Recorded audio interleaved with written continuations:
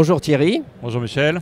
Ça fait plaisir de te recevoir. Merci Merci beaucoup de consacrer un peu du temps. On est en direct au FIC aujourd'hui Très bien. pour parler justement du métier de l'expert cybersécurité et que tu nous aides à donner, toi, ton retour de vie sur justement ces compétences que l'on doit avoir en tant que leader charismatique dans le monde de la cybersécurité. Quelles sont pour toi ces compétences qu'on acquiert au fil du temps? D'accord. Ok, très bien. Merci beaucoup. Est-ce que tu peux te présenter en 2-3 mots pour nous rappeler Oui, alors brièvement en quelques mots, une longue carrière dans le domaine de la cybersécurité et de la gestion des risques. Commencé par 15 ans de faire du conseil dans beaucoup de secteurs d'activité, beaucoup d'entreprises. Après, je suis passé du côté client final et j'ai eu la responsabilité de la sécurité et de la continuité d'activité chez un grand opérateur telco. Et depuis 12 ans, je suis dans une grande banque française où j'ai eu 2 postes, patron de la cybersécurité pour les infrastructures du groupe. Et ensuite, responsable cyber pour l'ensemble du groupe auquel j'appartenais, et avec un gros volet gestion des risques IT. Oui. Voilà. Ouais, super important. Voilà.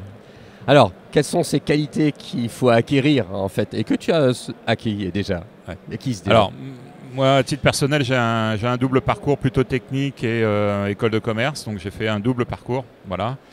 Et j'ai assez vite jeté mon dévolu plutôt sur la gestion des risques, plutôt l'aspect maîtrise d'ouvrage de la sécurité des systèmes d'information, avec plutôt élaborer des schémas directeurs, des stratégies, des politiques. Alors bien évidemment, il faut connaître l'IT, parce qu'il y a un gros sujet quand même technique, mais savoir bien s'entourer. Mais moi, j'ai plutôt traité cet aspect plutôt stratégique, gestion des risques, qui permet, lorsqu'on est face à une direction générale, de bien présenter les problématiques et de bien faire comprendre quels sont les enjeux pour après comprendre pourquoi on doit mettre telle et telle solution en place et d'investir beaucoup d'argent et c'est pas terminé. Voilà. Oui, et donc effectivement, lorsqu'on communique à la direction générale ou à ses équipes, il y a des compétences qu'il faut acquérir. Oui, alors moi je pense que au-delà des compétences techniques que l'on doit avoir, son savoir-faire, je pense que le savoir-être il est très important. Ouais. On nous demande de plus en plus à nos niveaux d'être des communicants, voilà, pour vulgariser. Aujourd'hui, il y a encore quelques années, pas si longtemps que ça, il fallait presque se battre pour passer devant la direction générale ou le conseil d'administration. Aujourd'hui, c'est eux qui nous demandent de venir les voir. Et à 2 titres, un, pour les former, les sensibiliser, leur expliquer les problématiques et qui nous posent toutes les questions qu'ils ont besoin, auxquelles ils ont besoin de répondre, faire face. Et puis surtout de leur expliquer quels sont les enjeux, comment évolue la problématique de la menace, et puis comment on est capable dans le groupe de pouvoir répondre sur des aspects méthodologiques et puis jusqu'à la mise en œuvre des solutions. Voilà. À ton avis, quel est le parcours idéal pour atteindre en fait une fonction où tu peux exercer justement ce rôle où on passe en fait de la communication coercitive à la communication attractive?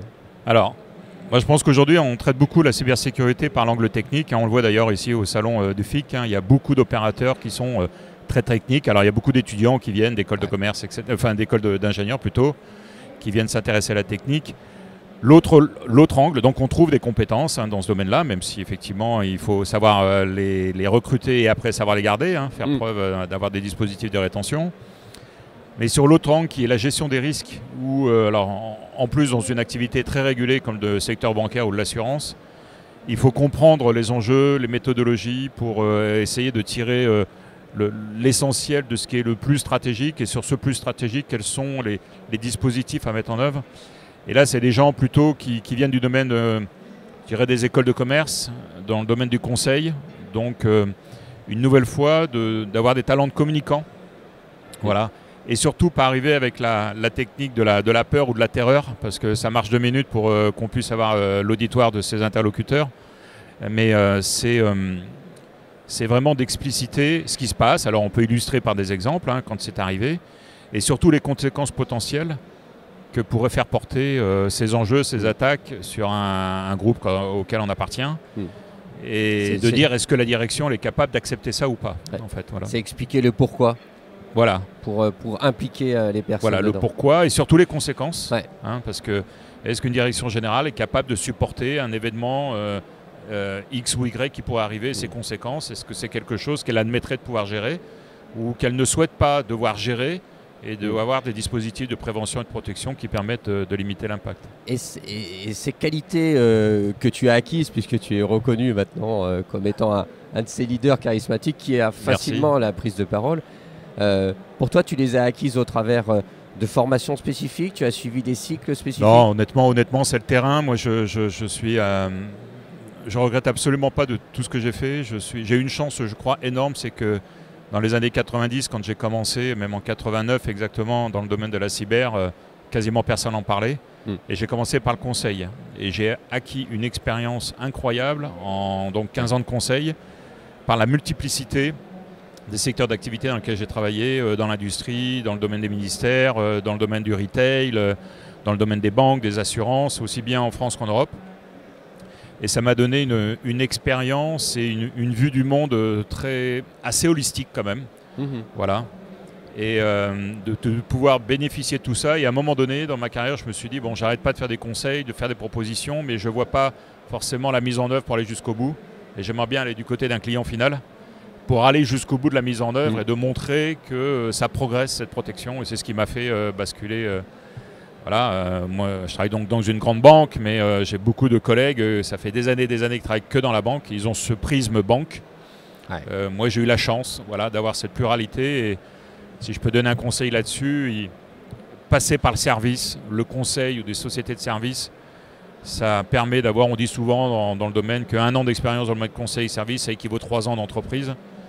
Et je pense que ça permet d'avoir une vision du monde un peu plus large et qui permet de mieux appréhender les problématiques après qu'on a soi-même dans son entreprise à gérer, parce qu'on a déjà vécu ça ailleurs, on l'a rencontré, et avoir vu plusieurs typologies de solutions qui permettaient d'adresser des mêmes problématiques. Voilà. C'est des conseils très humbles, hein. C'est ma vision, ce n'est pas la vision, voilà. C'est la mienne. Tu as raison.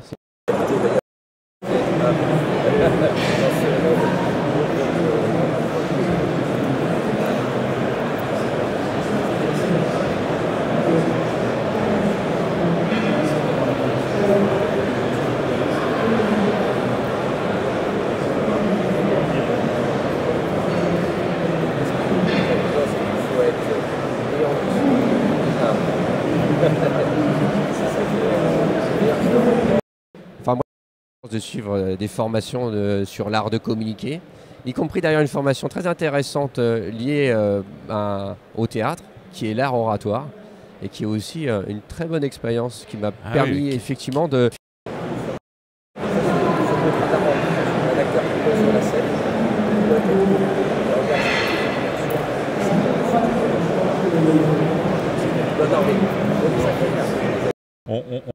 On regarde son auditoire. Quoi. Dès lors qu'ils commencent à regarder leur téléphone, c'est qu'on se dit qu'on a raté un truc, quoi. Voilà. Tout à fait. Mais c'est quand même des sujets, quand ils comprennent que les enjeux, c'est eux qui les portent, mine de rien, les conséquences de ces enjeux au travers de l'entreprise. Je dirais qu'objectivement, de plus en plus, on a une écoute très très attentive. Voilà, très très attentive. Voilà. Merci beaucoup, mon cher Thierry. Avec un grand plaisir, de partager. C'est ce qui m'anime aussi, donc avec plaisir, Michel. Merci. Merci. À bientôt. À bientôt.